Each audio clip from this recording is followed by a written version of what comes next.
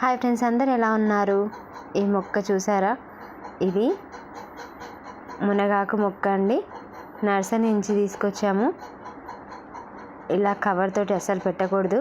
ఇలా కవర్ తీసేసి గుంత తవ్వి అందులో పెట్టేసుకోవాలి.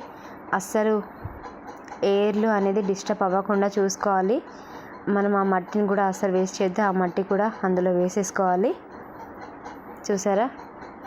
ఇలా వేసేసుకొని పెట్టేసుకోవాలి. చెట్టుకి ఎంత బాగా ఎయిర్ వచ్చిందో చూసారా? వేరు అస్సలు డిస్టర్బ్ అవ్వద్దు, అలాగే పెట్టేసుకోవాలి. మనం సీడ్ ద్వారా కాకుండా విత్తనం ద్వారా పెంచుకుంటే చాలా లేటుగా వస్తుంది.